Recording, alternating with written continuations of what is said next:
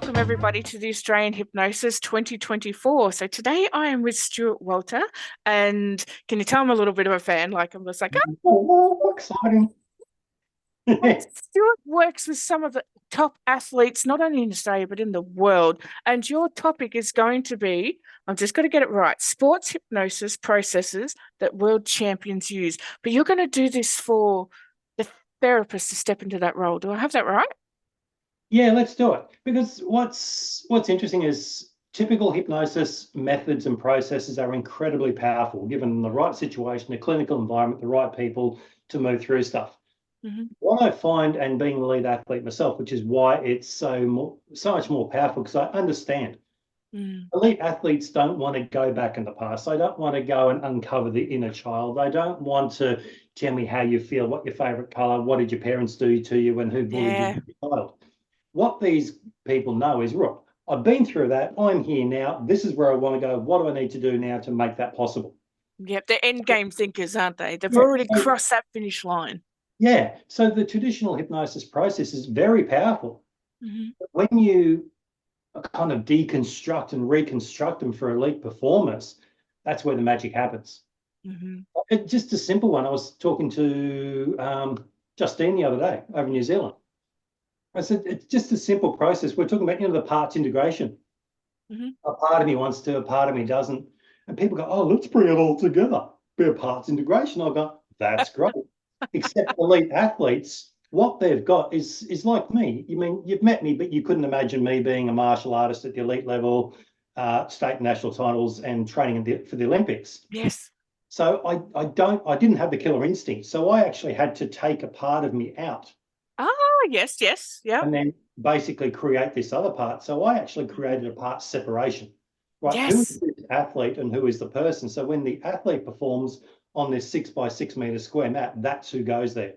When they Yes. step off, then I become this person because it's different. And learning that chameleon mentality, going into that environment and adapting to it and then leveling up to it. Yeah, that's Yeah. great. So what I've done in that respect is utilize the same resources, the same tools for me within my business. Like we all know when we've done our training, you've got to get to a certain level. You've got to take people's positive to lift you up to that performance level so you too can perform. Mm-hmm. But when you've got elite athletes who are 3, 4, 5 times the energy that you've got, you can't take theirs.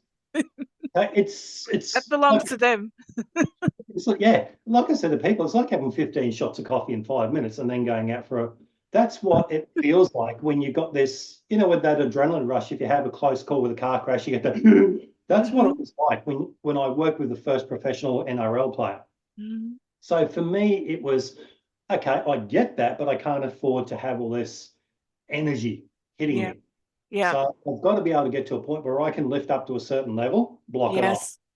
Also, I need to block off underneath so I can't be taken away from And this. because that won't allow you to burn out then. Correct. So I can Yeah. finish a week, 20 clients, and we're talking full on elite level, elite performers. And I can feel refreshed and go, yeah, cool, that was great. Let's go for a swim. Yeah, fantastic. What gets to me is the admin side of it and the computer side and technology side. Oh, I hate that. So what I want to do for the conference is have every practitioner in their own peak performance state. Yes. So where I work with elite national, Commonwealth, Olympic, world champions, the same processes they go through are the same processes I'll use for everyone else. Just to explain how it is, it's basically anchoring peak performance states. But you'll be interested in what creates that peak performance state. So when you see athletes in the zone, like you would have had it as well. And every practitioner listen to this, you would have had one of those days where you just go, oh my God, this is easy. This is simple. Everything I'm touching is turning to gold. Mm-hmm. Now, what are those moments? How do we anchor those? How do we then? Yeah, how do you tap into them? Yeah, then how do we stack the answers and the anchors, and then how do we release it as a switch when we need to? Yeah. So the same processes I will work on for elite athletes is what I'll share with everyone, because the industry needs people performing at their best. And I've seen it. Unfortunately, there's so many people just go, oh, I'm not really good at that. Oh, you are far more experienced. I had that. I was 3 months into my practice, and someone's going, oh, I'm only newbie. I've only been doing this 8 years. How long have you been doing it? I went 3 months. Yes, I'm hearing you. And then they said, "Oh, can we meet and catch up and have a conversation? I'll bring some of my stuff, you bring yours. Great, have a meeting." I've pulled up there and I'm got my little I haven't got it here, leather bound folder, no problems, rock in there. And she's got one of these travel bags full of scripts and crap. And just go, oh, you've got to be kidding. I'm So hearing you. and here's the newbies, and I've only been doing it for 8 years, but they've done, I know the person is not highlighting anything there. I would say I've been following, they've done about 15 different practitioner courses, training. Serial, a serial student, I think it's called. Yeah, but never have the ability or the confidence to be able to apply the information. Yep, step So into it. what I want to do, it's like these athletes. You've got the ability, you've got the skills, you've got the talents, you just got to do it. Mm-hmm. So how do we create this trigger, this switch? Like when I first moved into this house and into this office, this door, I was walking in and out of it probably 5 times every hour just to stop before I stepped out. Okay, what's my home space like? What's it like in the office? What's it like out there? And what's it like in here? Mm-hmm. Same with COVID when it first started. It's like, oh, this is weird working from home. So I had an office and then it was bang, bang, bang, bang. So now I can just breeze in and out of here. As soon as I step out, it's like, bang, it's off. Yep. Okay, so 2 things. Number 1 is that we need to be at our best. Okay, now, I don't expect everyone's going to be working with world champion athletes. Guess what? If you're working with trauma people, you're working with smokers or weight loss, you still need to be at your best for them. Absolutely. Anything else is doing them a disservice. Anything else is, it's not creating your worth. So if you're charging $200, $300 a session, all of a sudden you can now be getting better results, more recognition because you're in there with the clients. You can double your client fees. And you know your stuff and you're really, really good at it. Yeah. And then you sit there and go, oh, that's right. I was told I need to read a script. And you're reading the script and missing everything that's in front of you. Mm-hmm. So for me, it's like, who are you as your best? What is that day? Imagine that every day in practice was like that. Mm-hmm. But it's also known that, okay, you got your weekends. You might have a Sunday, Monday as a weekend. You might have a Tuesday, Wednesday as a weekend. Whatever it is, you've got to also be able to switch off. Yes, yes, you do. Okay? And this is, I mean, elite athletes, Olympic athletes, guess what? And I call it the ultimate sloth. You've got to channel the ultimate sloth. You've got to switch off so that even reaching for the remote control is way too much. Mm-hmm. Yep. Okay. Okay. I'll teach you so John can come running a bit more. Run? So, he doesn't even like going outside. So I said to one of my clients, running late is not exercise. Exactly. Yeah, so there's certain factors that elite athletes, they might do 6 days a week, but they take a rest day. How many practitioners have a rest day? How many go, oh, it's the weekend, and then do the mad scurry around for kids and you name it over the weekends? Okay, so there's got to be a day that you can switch off. And step out of that therapist mode because, you know, as a therapist, we do get people that just naturally generate towards us and they're not asking for any advice about their limitations or their fears or anything. Yet a lot of therapists don't step out of that mode and then give the advice. It's like, hang on, they didn't ask. Yeah. You've got to step away from the therapist mode and just become the you having fun mode. Yeah. Yeah, because... So, yeah.